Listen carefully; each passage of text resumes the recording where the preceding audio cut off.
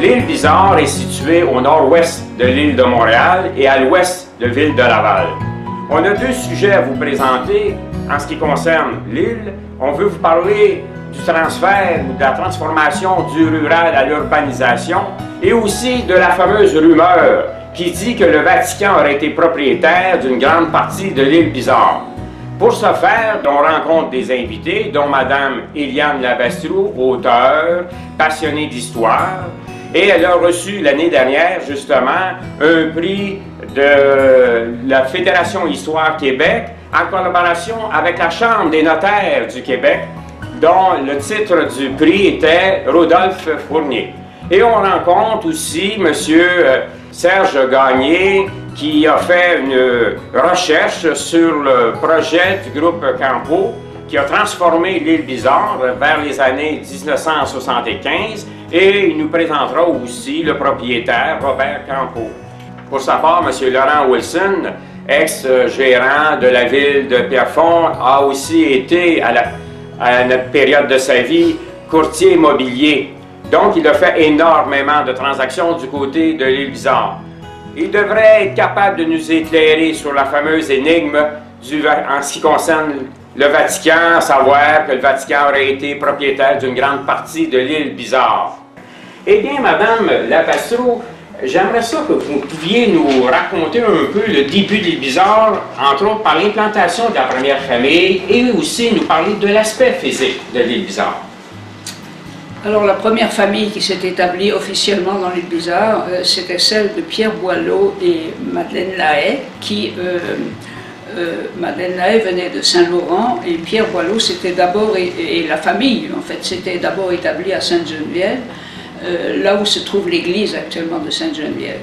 Mais en 1735, ils ont décidé de quitter, alors qu'ils avaient déjà plusieurs enfants, la famille était déjà nombreuse, de quitter pour venir s'installer dans l'île Bizarre. Évidemment, l'île Bizarre était tout en forêt à l'époque, à part la région des marécages peut-être, mais le reste c'était de la forêt. Et il est probable que Pierre Boileau était déjà venu auparavant, avant 1735, pour commencer à défricher. Habituellement c'était le cas, on commençait à défricher un peu, peut-être à construire sa maison d'ailleurs. La maison, à ce moment-là, en fait, la terre de Pierre Boileau, c'était celle qui se trouve au centre de l'île, où se trouve actuellement l'hôtel de ville, le parc Eugène d'Hostie, la bibliothèque. Et la maison était au bord de la rivière, évidemment, parce qu'on voyageait par barque de Sainte-Geneviève à l'île Bizarre. La rivière des Prairies, hein, c'est l'autoroute du temps. Et oui. Et on a commencé à cultiver, on commençait à cultiver petit à petit les terres défrichées qu'on avait dû dessoucher aussi auparavant. Et ce qu'on cultivait au début, les premières familles, ce qu'elles cultivaient, c'était la grosse culture. Le blé, l'orge, l'avoine, le pois, un peu de tabac à un moment donné, le sarrasin. C'était de la culture de survivance, ou de subsistance plutôt, je devrais dire. Et c'était pour nourrir la famille, mais le surplus était quand même acheminé probablement vers Montréal, mais le transport était difficile à ce moment-là. Surtout qu'il n'y avait pas de pont. Mais avant d'aller à cette étape-là de pont, il y a un aspect que j'aimerais qu'on discute, c'est l'aspect démographique, les mouvements qu'il y a eu au cours des années. Oui, ça a pris, pour arriver à 1000 habitants dans l'île Bizarre, on a commencé avec 35 ou quelque chose comme ça, les toutes premières familles. Pour arriver à 1000 habitants, ça a pris quand même plus d'un siècle. En 1854, on a dépassé, selon les recensements, on a dépassé le chiffre du millier. Mais alors après, on a eu une baisse assez importante par migration à cause de l'industrialisation, à cause du fait que les jeunes partaient aussi sur les cages. À ce moment-là, c'était la grande époque des cageux. Ils allaient défricher des terres ailleurs et puis après ils s'installaient sur ces terres-là ailleurs, entre autres au nord de l'île Bizarre, au nord du lac des Deux-Montagnes, c'est-à-dire dans la région de Saint-Eustache, Rivière-du-Chêne à l'époque. Et beaucoup de fils de famille sont partis là-bas s'installer. Donc la population de l'île a considérablement diminué jusqu'au tournant du siècle. Quand on parle du siècle, on parle du 20e siècle. Oui. Et au début du XXe siècle, justement, à cause du pont probablement, qui est sans doute un facteur, on est passé beaucoup, mais il y avait d'autres facteurs. Il y avait l'industrialisation de Montréal qui amenait les gens à Montréal, la population avait besoin de légumes, et l'île Bizarre avait un microclimat qui permettait la culture des primeurs. Donc on est passé à la culture maraîchère à ce moment-là. Avec l'établissement du pont. C'est bien ça. Alors, ce qui veut dire qu'on passe de l'agriculture de survivance, si on veut, ou de subsistance, et après ça, on va passer à la culture, à la culture maraîchère. À la culture maraîchère qui est devenue commerciale parce qu'on allait vendre des produits à Montréal, ce qui était beaucoup plus facile avec le pont, parce que même avec le pont, avec les voitures à cheval à ce moment-là, pour les gens qui partaient du nord de l'île, il fallait 6 heures pour se rendre à Montréal. Et même avec le pont, ça. Et on partait donc à minuit et on arrivait, pour arriver à 6 heures du matin, pour avoir une place au marché, il fallait arriver à 6 heures du matin. Alors c'était de grosses journées. Le soir, il fallait revenir après avoir livré encore le reste de l'invendu ici ou là qu'on allait déposer. Et c'était des journées de 24 heures sûrement. Ah oui, c'est sûr. Maintenant, on va passer une grosse étape. On va s'en aller au début, lorsqu'il y a eu l'implantation des 2 terrains de golf. Oui. Alors, les terrains de golf, les 2 terrains de golf, Montréal Royal Club et le Hemridge Golf Club, étaient tous les 2 établis dans la région de Dorval. Et au moment où on a créé l'aéroport de Dorval, ils ont dû déménager, soit parce qu'il y avait une partie du terrain qui était sur les pistes actuelles, ou soit parce qu'il y avait une pression domiciliaire résidentielle qui poussait les gens à déménager, en fait qui poussait les propriétaires des terrains de golf à déménager. Et ils ont choisi de s'établir dans l'île Bizarre, les 2. Dans les années, ils ont commencé à acheter des terres vers 1957, et puis en fait, le terrain Royal Montreal Golf Club a ouvert un premier 18 trous en 1958. C'est ça. Et l'autre terrain de golf a suivi également. À ce moment-là, bien sûr, la vente, c'était sur des anciennes fermes qu'on s'établissait, et les propriétaires vendaient leurs terres. Il y avait plusieurs raisons pour ça, pourquoi ils vendaient leurs terres. Parce qu'on leur offrait un bon prix, mais aussi parce que la jeunesse était moins intéressée à reprendre la terre de leurs ancêtres. Eux avaient étudié, certains partaient pour des professions à Montréal, et aussi parce que avec l'arrivée des légumes, l'île Bizarre avait l'avantage de vendre des primeurs sur le marché qui se vendaient à un bon prix. Mais avec le développement des transports, ces primeurs arrivaient d'ailleurs et les produits de l'île Bizarre étaient de moins en moins chers. C'est le jeu de la compétition tout le temps, de l'offre et de la demande. Oui. Alors, bien des jeunes ont quitté les terres à ce moment-là. L'agriculture a périclité considérablement. Il reste un cultivateur, pour ainsi dire, dans les Bizarres à l'heure actuelle. Et on peut dire que c'était la fin de l'agriculture. Est-ce qu'il y a d'autres facteurs qui ont fait en sorte que l'île, par elle-même, s'est développée? Est-ce que c'est l'avenue du deuxième pont, c'est-à-dire le pont actuel qui est le deuxième en réalité? Oui, qui a été construit en 1966. Il y a aussi la transcanadienne qui a rapproché l'île de Montréal, la transcanadienne qui a ouvert dans le secteur en 65, si je ne me trompe pas, et donc l'île se trouvait rapprochée de Montréal, l'automobile bien sûr qui s'était développée et qui était devenue très, très courante à l'époque. Et puis, bon, c'est ça, l'exode de la jeunesse. Je pense que c'est à peu près les principaux facteurs qui ont poussé à la vente des terres et à l'urbanisation. Madame Babassello, il y a une rumeur, enfin, que nous autres, on pense que c'est vrai. Il paraîtrait que le Vatican aurait été propriétaire d'une partie de l'île Bizarre à un moment donné. On parle des années 60-70. J'aimerais qu'on regarde ensemble l'entrevue que M. Laurent Wilson nous a accordée à ce sujet. votre expérience en tant qu'agent d'immeuble, vous avez quand même fait beaucoup de transactions. Ça, on peut dire que ça a été la plus belle partie de ma vie. D'abord, ça a été la dernière partie de mon travail, la dernière partie où j'ai travaillé. J'en ai fait pendant 25 ans. Puis, ce qui est arrivé, ce qui m'a bien aidé, c'est qu'avant que je passe à l'immeuble, jeune, quand j'ai travaillé à l'impôt sur le revenu, j'ai travaillé au département des enquêtes spéciales. On faisait des recherches au bureau d'enregistrement, puis j'allais de façon régulière. Alors je connaissais les cadastres des fermes. Je savais comment travailler avec ça. Alors quand je suis arrivé faire de l'immeuble bizarre, je me suis senti chez nous, hein, avec le cadastre. C'est comme si j'avais lu un grand livre, tout était écrit à mon goût. J'ai traversé l'hiver d'un bout à l'autre. Puis pendant que j'étais à Pierrefonds, j'ai oublié de dire ça, c'est que il y avait un groupe italien mondial qui représentait le Vatican. Puis il était représenté par le docteur Aldo Mian. Je me rappelle encore de son nom. Puis lui, il m'avait référé à quelqu'un d'autre, une compagnie, tant que je le mentionne, ça me revient. Eux autres, ils voulaient investir, ils regardaient pour faire de l'investissement du côté de Pierrefonds, mais ils n'ont pas voulu investir à Pierrefonds. C'est Pierrefonds qui ont regardé pendant plusieurs mois, ils sont venus aux assemblées publiques. Alors, il s'est créé un lien d'amitié entre Aldo Mian et moi. Là. Puis finalement, il m'avoue, les conditions vont être trop compliquées à Pierrefonds. Je dis super l'image, on s'en va ailleurs. Il ne me dit pas où pour le moment. Là. Mais eux, à ce moment-là, ils cherchaient juste du terrain.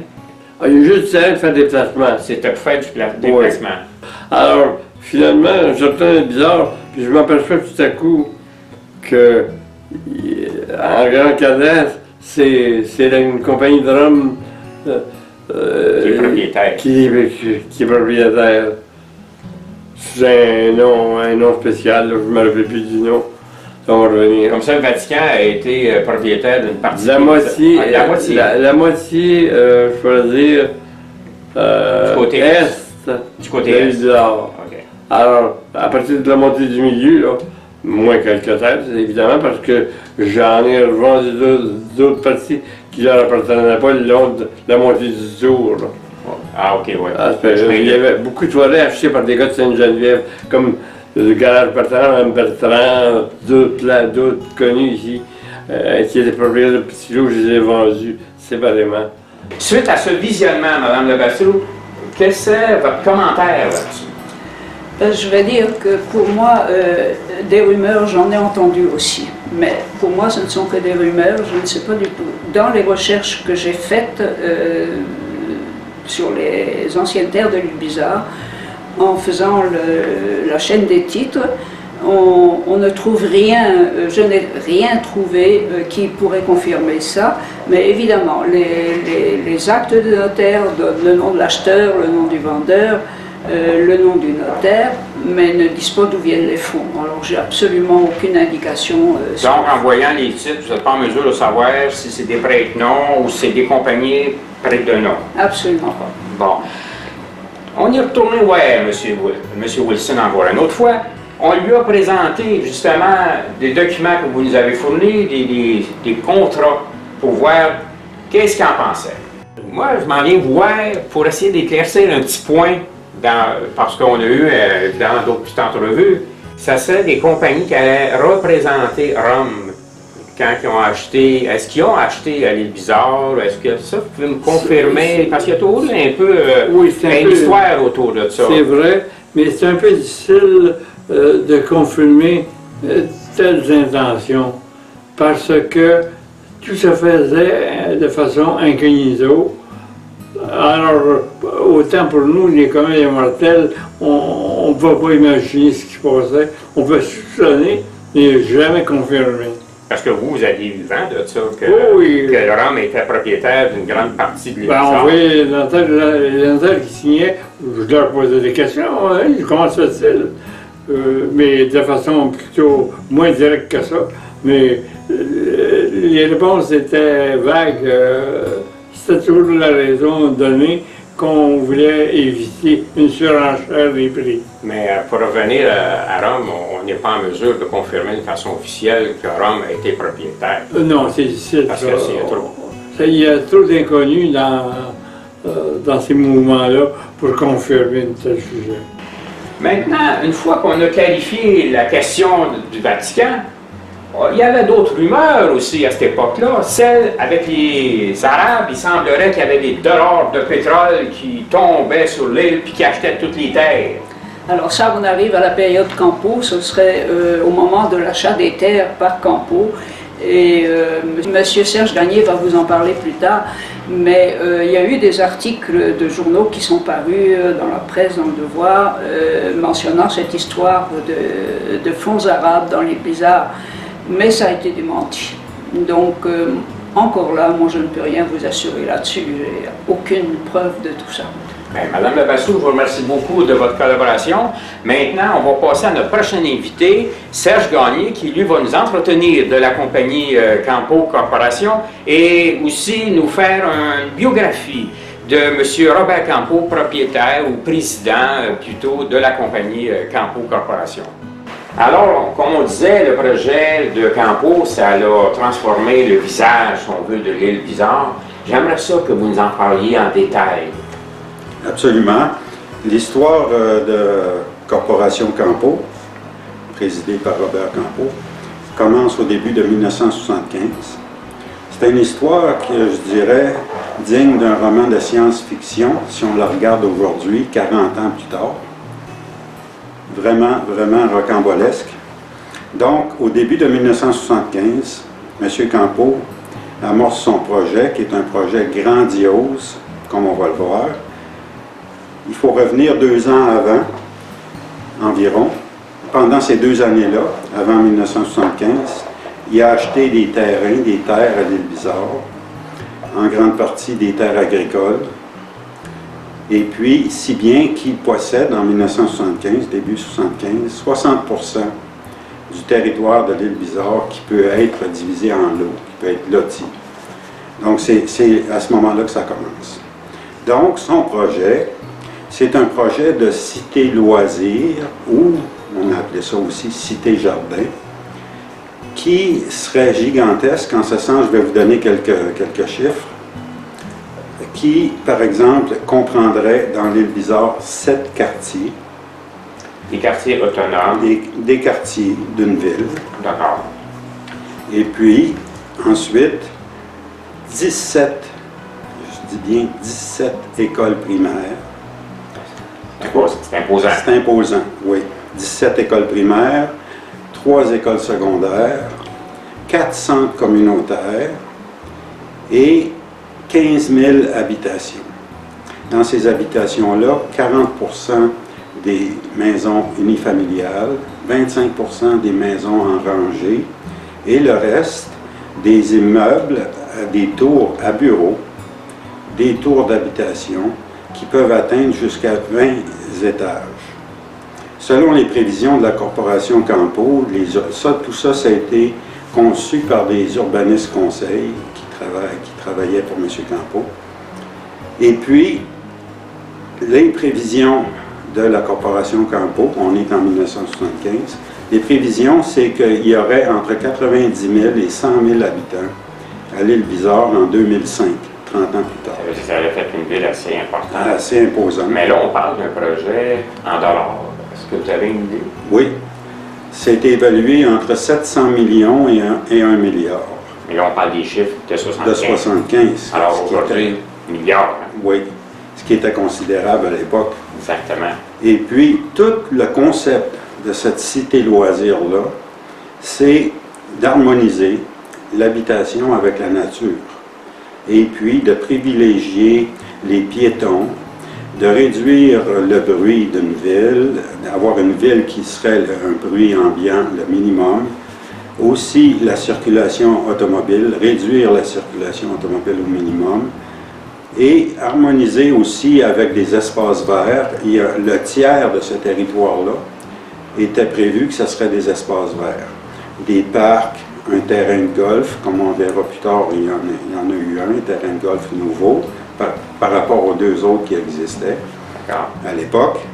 Ensuite, des aménagements, pistes cyclables, sentiers pédestres, tennis, terrain de golf, et aussi même un théâtre en plein air, et des installations sportives autant en hiver qu'en été, le ski de fond, le hockey, le curling, etc., etc. C'était grandiose, c'était tout intégré, tout ça. Et puis, entre les 17 écoles primaires prévues et les habitations, c'était prévu que les enfants, les élèves iraient de la maison à l'école à pied. Tous des sentiers pédestres, réduire la circulation au minimum. On peut quasiment dire que c'était une ville visionnaire. Visionnaire. En ce sens qu'on essayait de réduire la consommation, l'utilisation du véhicule moteur, donc consommation d'essence. Oui. Parce qu'aujourd'hui, ça demeure un problème, comme on dit dans les villes. Absolument. C'était visionnaire. Absolument. Visionnaire. Absolument. Puis comme on le verra, la première phase du projet qui s'est réalisée, si on vient dans l'île Bizarre aujourd'hui, puis on s'en va dans cette partie-là, on voit à quel point c'était quand même très, très bien comme concept. Mais qu'est-ce qu'on voit actuellement à l'île Bizarre? Est-ce qu'on peut dire que c'est un quartier du grand projet ou c'est une partie d'un quartier? Ça serait équivaudrait à un des 7 quartiers. À un des 7 quartiers. Oui, c'est ça. Je vais ajouter aussi que dans tout ça, il y avait un aspect portuaire, plaisance, la navigation de plaisance. Par exemple, dans le projet, il était prévu qu'il y aurait une marina à la Pointe Monk, un port de plaisance à la Pointe des Carrières et puis un débarcadère à la Pointe Théoret. Tout ça, c'était intégré dans le projet. Et dès le début de 1975, il a commencé à bâtir des maisons témoins pour vendre ces maisons. Il y en avait 6 qui ont ouvert leurs portes, les maisons témoins, le 31 mai 1975. Le prix de vente de ces maisons-là à l'époque était entre 40 000 et 55 000 $. Ça a bien changé par rapport à aujourd'hui. Absolument, absolument. Donc, par exemple, dans ces maisons-là, c'était des maisons aussi avec un design, comme on peut le voir dans le quartier actuel qui a été réalisé. C'est un design, c'était comme des habitations qui étaient pour ressembler à des maisons de campagne. C'était pittoresque, c'était champêtre et tout ça. Et puis, c'est ça. Donc, ce premier quartier-là a vu le jour à partir de 1975. Mais qu'est-ce qui fait qu'à un moment donné, le projet il va s'estomper et puis que M. Campeau va dire, ben là, on arrête ça là? Oui. Ce qui a en fait mis fin au rêve de Robert Campeau et de ses architectes, c'est un facteur très très important, c'est qu'en décembre 1978, le gouvernement Lévesque, du Parti québécois, plus particulièrement le ministre de l'Agriculture, M. Jean Garon, a déposé un projet de loi sur la protection du territoire agricole. Décembre 1978. OK, ça avait un impact. Là. Absolument.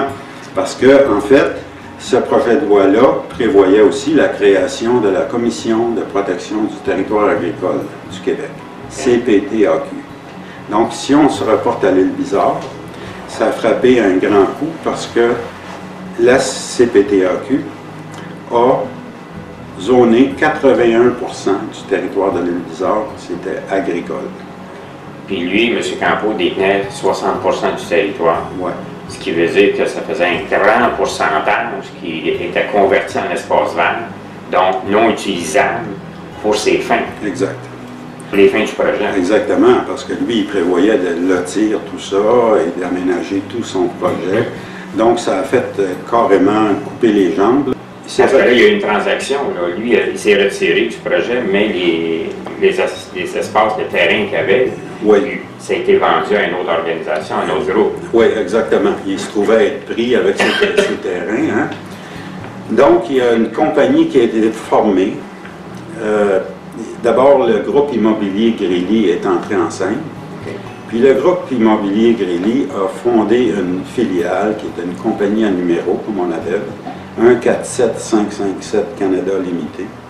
Cette filiale-là appartenait à M. Grély Ensuite, Claude Blanchet, qui s'est trouvé à passer du camp de M. Campeau au camp de cette compagnie de Grély. Groupe Grély. Puis un troisième associé, Henri Walsh, qui était architecte pour l'immobilier Grély et tout ça. Donc, ils ont formé cette compagnie-là, puis ils ont acheté la majeure partie des terrains que possédait M. Campeau, qui était devenu zoné agricole. Ils ont acheté tout ça pour 2,3 millions de dollars, qui aujourd'hui serait, on appellerait ça des peanuts. Ben oui. Ouais. Mais là, à ce moment-là, eux, le groupe Grély, ils sont venus à bout avec le temps de faire changer le zonage. Oui. Voyez-vous, la loi sur la protection du territoire agricole, il y a un paradoxe là-dedans. C'est que la loi prévoyait qu'on pouvait faire des demandes de dézonage pour les terres qui n'étaient pas, au moment précis, déjà exploitées. Comme en agriculture. Oui. D'accord. Donc, ce qui était le cas ici. Donc là, cette compagnie-là, ces trois associés-là, ils ont commencé à faire des demandes de dézonage auprès de la CPTAQ.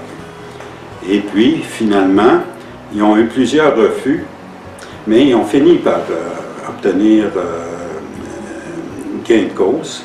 Leur demande a été acceptée par la CPTAQ, si bien qu'il y a avec l'appui de la municipalité de l'Île-Bizarre, il était appuyé.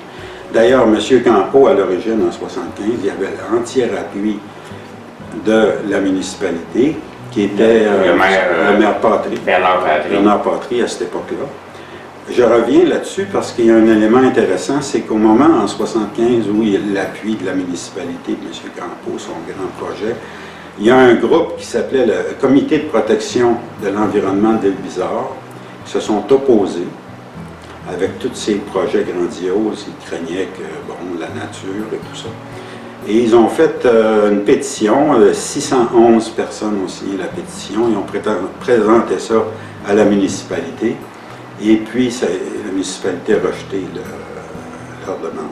D'accord. Eux autres s'opposaient au projet de M. Campeau. Oui, voilà, c'est ça. Fait que là, la municipalité l'a appuyé, puis lui a pu mettre de l'avant, enfin démarrer son projet. Exactement. Il y avait l'entier appui. Ils ont même adopté un règlement de zonage en début 1975 qui épousait les idées de M. Campeau pour lui permettre d'aménager tout son projet. Si on reste avec le projet Campeau, on va revenir avec Campanile. Oui. Il avait bâti, enfin, ce qu'on appelait un centre communautaire qui s'appelait le Campanile, dont le bâtiment existe toujours aujourd'hui. Exactement. Et c'était récréatif et culturel, j'imagine. Oui, absolument. C'est un centre communautaire. Donc, on parlait tantôt du quartier qui existe maintenant, la première phase du projet qui a été réalisée. 400 habitations qui sont là. Et ils ont bâti en même temps un centre communautaire destiné aux résidents de ce quartier-là, qui s'appelle Campanile, comme vous avez dit. Donc, le Campanile, c'est un immeuble de 3 étages. On voit qu'il y a 14 lucarnes. C'est un très, très gros bâtiment. Ah oui, ils ont donné du style au bâtiment. Ils ont donné du style, un toit rouge et tout ça. Ça a été inauguré en 1977, 2 ans après 1975, donc dans le cadre de son projet. Donc, ce centre communautaire-là, lui aussi, il était d'avant-garde. C'était d'avant-garde, ces choses. Donc, lui, dans ce centre-là, il y avait une salle de réception, il y avait des installations sportives, il y avait, par exemple, des terrains de tennis, il y avait une piscine extérieure, il y avait une barboteuse, il y avait une garderie à 6 $ par jour. Ça, c'est déjà? Avant le programme des garderies provinciales. On connaît maintenant. À 6 $ par jour, mais on parle pour les résidents. Je comprends. Ça, c'était un service offert uniquement aux résidents. C'est ça. Et les utilisateurs du Campanile, c'était juste les résidents, c'est-à-dire ceux qui avaient acheté, en fin de compte, dans le projet Campeau. Exact. Hein, le service, c'était juste pour les gens du projet. Exactement. Et non pas pour l'ensemble de la population. Exactement, c'est ça. D'accord. Bâtiment qui a été inauguré en 1977. Dans ce bâtiment-là, il y avait les bureaux de M. Claude Blanchet, qui était vice-président à Québec de Corporation Campeau. Et à un moment donné, comme on l'a dit un peu tantôt, là on arrive dans les années 80, Et puis là, l'adoption de la loi sur la protection et tout ça. Donc, M. Campeau, là, il a commencé à se désintéresser un peu, là, et de son projet, parce qu'il ne pouvait plus l'avancer vraiment, de faire progresser. Quand il ne pouvait pas atteindre ses objectifs. Exactement. Donc, le Campanile, là-dedans, à un moment donné, il a vendu le Campanile au restaurant Guébise. Okay. Il y avait un restaurant dans le Vieux-Montréal, un restaurant à Saint-Sauveur, puis Guébise projetait d'aménager, de créer un grand restaurant dans le Campanile. Donc... il n'y a pas eu de projet d'hôtel, rien tout ça? Non. C'était juste un restaurant? Oui, c'est ça, c'est ça. Donc, ils ont vendu ça à Guébise. Et puis là, quand ils ont vendu à Guébise, là, les gens du quartier, ils avaient une association qui s'appelait Campaction Incorporée. Ils ont formé un comité de survie parce que là, ils voyaient que leur campanile, il ne servirait plus aux fins prévues à l'origine. Hein? C'est ça. Parce qu'eux, ils avaient acheté un concept. Oui, un concept, c'est ça. Donc, la garderie, les installations culturelles, sportives et tout ça. Donc, ils ont fait une demande à la ville. La ville, ils ont demandé à la ville si la ville ne pouvait pas acheter le campanile pour le garder pour les citoyens. Mais la ville a refusé, disant que c'était pas mal trop cher de l'acheter, puis aussi de l'aménager, parce que ça avait commencé à être négligé un petit peu. D'accord. Bon. Mais il y a eu quand même un service, enfin, vous me corrigez si je me trompe, il y a un service qui a continué un peu, la fameuse garderie qui est devenue Campanuse. Oui, qui s'est déplacé. Qui en réalité est un petit peu la conséquence. Oui, c'est vrai. Un héritage. Une héritière de Campanule. C'est vrai. Okay. Ils ont appelé ça Campanule. Voilà, c'est ça. Est-ce que vous pourriez nous présenter un peu, M. Campeau, enfin nous en parler au niveau d'homme d'affaires, de quelle manière il a commencé? Oui. Oui, c'est une histoire vraiment passionnante, M. Campeau. C'est rocambolesque. Il y a un concept aux États-Unis, hein, le American Dream, là. Ben lui, il l'a vécu au Canada, puis aussi aux États-Unis. Lui, M. Campeau, il est né en 1923, et puis à Sudbury, en Ontario. Même classe que M. Desmarais. Paul Desmarais. Oui, les deux se connaissaient d'ailleurs. Donc c'est un franco-ontarien. Franco-ontarien. Donc il s'en vient à Ottawa. Et dans l'adolescence, début de l'âge adulte, il s'en vient à Ottawa. À 26 ans, et lui, il a commencé comme machiniste, menuisier, ouvrier, là, tout ça. Et puis un de ses cousins, il demande à un de ses cousins, il achète un terrain à Ottawa, il demande à un de ses cousins de lui bâtir une maison. Puis il l'aide les soirs, les fins de semaine, il va aider son cousin, si bien que la maison se construit. Puis au bout de 3 ans, il revend sa maison, puis fait un bénéfice de 3 000 $. Il a pris goût, là. Il a pris goût, il avait le sens des affaires. Fait qu'après ça, il a acheté une terre agricole dans la région, puis il a été capable de diviser ça en 50 lots, puis là, il a commencé à construire des maisons sur cette terre-là, 50 lots, puis là, c'est là que ça a commencé, ça s'est enchaîné. Si bien qu'à l'âge de 30 ans, il était déjà millionnaire. Donc là, il a commencé à construire, il l'appelait à un moment donné M. Bungalow, parce que c'était à l'époque, hein, les années 50, 60, 70, les bungalows très populaires. Donc il l'appelait M. Bungalow. C'était quand même nouveau comme forme de bâtiment, on n'était pas habitué, ça venait quand même des États-Unis. Oui, exactement. C'est américain, l'origine du bungalow, c'est américain. C'est ça, il bâtit des bungalows à un prix abordable, si bien qu'il y en a eu énormément, hein, des bungalows. Donc, après ça, il a commencé à s'en aller dans l'immobilier commercial et résidentiel à grande échelle. Il a commencé à construire des complexes immobiliers très, très importants. Par exemple, en 1971, à Ottawa, il y a encore un centre qui existe qui s'appelle Place de Ville, qui est un centre de tours à bureaux. Ensuite, il a construit aussi à Toronto des immeubles à bureaux, des hôtels et tout ça. Et même, il y a le Scotia Plaza à Toronto qui avait 68 étages. Puis à l'époque, c'était le 2e immeuble au Canada qui était le plus haut, 68 étages. Donc, Et puis, ça a continué dans les années 80. Il arrête à l'île Bizarre, mais c'est pas parce qu'il arrête à l'île Bizarre qu'il ne continue pas. Mais quand il a quitté l'île Bizarre, est-ce qu'il s'est orienté encore dans la maison résidentielle ou il est allé plus du côté d'édifices commerciaux? Plutôt du côté d'édifices commerciaux, absolument, des complexes. Là. Par exemple, le complexe Guy Favreau, qui est à Montréal, Ouais. là où j'ai travaillé aussi. C'est le gouvernement fédéral, il a vendu ça au gouvernement fédéral, il a construit ça. Ça comprend des bureaux, ça comprend aussi des résidences, des condos, etc., des restaurants. Il a fait ça aussi à Gatineau, à Hull dans le temps, qu'on appelle maintenant Gatineau, place du Portage, qui est un immense complexe à bureaux, occupé par le gouvernement fédéral. Il faut dire qu'il était bon ami avec M. Trudeau. OK. Le père. Le père. Pierre Elliott. Oui, donc ça aidait. Là. Ouais. Je ne dis pas qu'il y a eu des tractations, Non, mais non. ça aidait. Si bien qu'il a construit des complexes comme ça.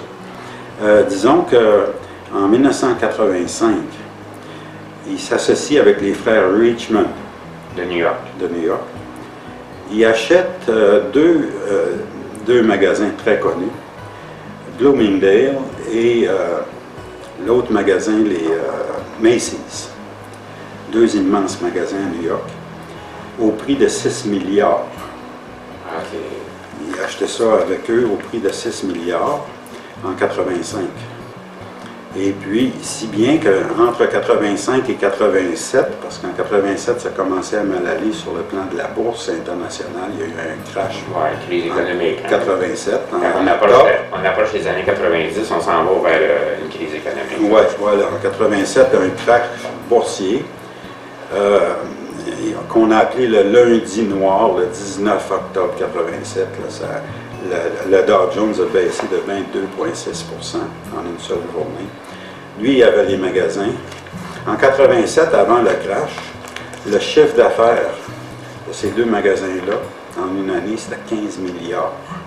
Donc, lui, M. Campeau, était dans les ligues majeures. Là. Il est un club des milliardaires. Ouais. Sa marge de crédit, comme nous, on a des marges de crédit, sinon, lui, sa marge de crédit, c'était 2 milliards. Mm-hmm. Donc, ça vous donne une idée de l'envergure du monsieur. Exactement. Oui.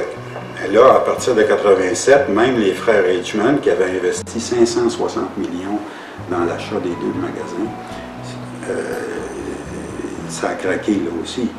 Donc, ils se sont mis sous la protection de la loi de la faillite. Est-ce qu'ils se sont mis sur la loi de la protection de la faillite pour les deux magasins ou... Oui. Oui, d'accord. Oui, c'est ça, là. C'est parce que, évidemment, M. Campeau, comme les frères Richmond, fonctionnait beaucoup par emprunt, hein? C'est là que, disons, les activités de M. Campeau ont commencé à décliner forcément. Donc, est-ce qu'il est parvenu à passer à travers la crise ou si... Ben, ce qu'il a fait, c'est qu'il a mis ses avoirs au nom de sa femme, sa nouvelle femme, Ilse, une Allemande. Mm-hmm. Puis ensuite, il est parti en Allemagne avec elle. Et puis là-bas, il a tenté d'amorcer des projets immobiliers là-bas aussi. Ça marchait un peu. Il s'est même fait construire un immense château, genre bavarois, là où habitait avec sa femme. Avec cette deuxième femme-là, il y a eu 6 enfants au total. D'accord. Mais avec Ilse, il y a eu 3 enfants. Okay. 3 des 6 enfants. C'est ça. Mais est-ce que du côté de l'Allemagne, ça a réussi ou... Non. Ça n'a pas réussi? Finalement, ça n'a pas réussi. D'accord. Donc... mais là, il est revenu en Amérique. Il est revenu en Amérique, mais il a tenté par la suite l'argent qu'il avait mis au nom de sa femme. OK. Elle a refusé. Bon. Hein, bon, pour différentes raisons, là, question de patrimoine, maintenant, l'homme et la femme et tout ça. Donc, il est allé en cours et tout ça, et finalement, les dernières choses qu'on a apprises à son sujet, c'est qu'il serait revenu à Ottawa au début des années 2000, et puis il y aurait une pension de 75 000 $ par année, une pension qu'il a réussi à obtenir de sa femme et tout ça. Donc, c'est à peu près les dernières nouvelles que je peux vous donner. Ça veut dire que c'est retiré, évidemment, du monde des affaires à peu près des années 2000. Oui, c'est ça, c'est ça. En tout cas, M. Gagné, je vous remercie beaucoup de nous avoir donné toutes ces explications-là à propos du groupe immobilier Campo et aussi de M. Campo. Alors, merci beaucoup. Ça me fait plaisir, monsieur.